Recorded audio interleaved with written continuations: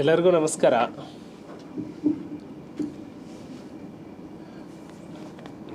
ಪೊಲೀಸರ ಮೂಲಭೂತ ಕರ್ತವ್ಯ ಪ್ರಾಣ, ಮಾನ ಮತ್ತು ಸಾರ್ವಜನಿಕರ ಆಸ್ತಿಪಾಸ್ತಿಯನ್ನು ರಕ್ಷಣೆ ಮಾಡುವಂಥದ್ದು. The basic duty of the police is protection of life, dignity and property.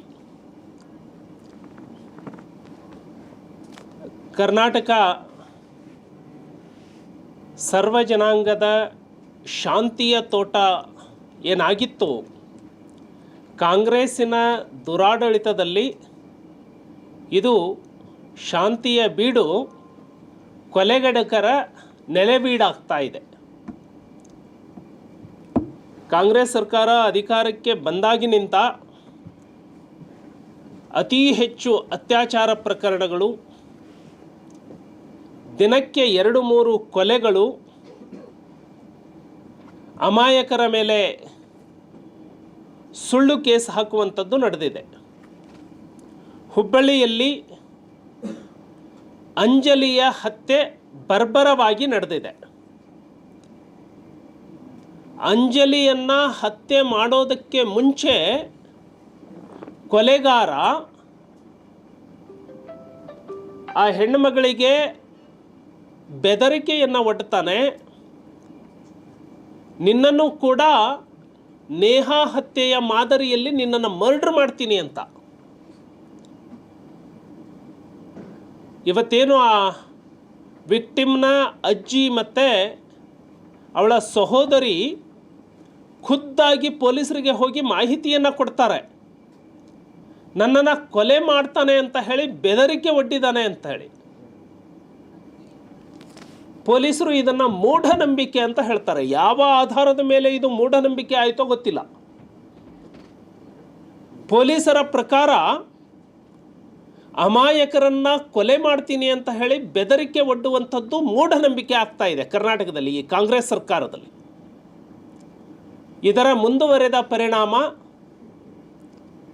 ಒಂದು ಹೆಣ್ಣು ಮಗಳ ಬರ್ಬರ ಹತ್ಯೆ ಆಗತ್ತೆ. ಹಾಗಾಗಿ ಯಾಕೆ ಈ ಕರ್ನಾಟಕದಲ್ಲಿ ಇಷ್ಟು ಪ್ರಕರಣಗಳು ಹೆಚ್ಚಾಗ್ತಾ ಇದ್ದಾವೆ?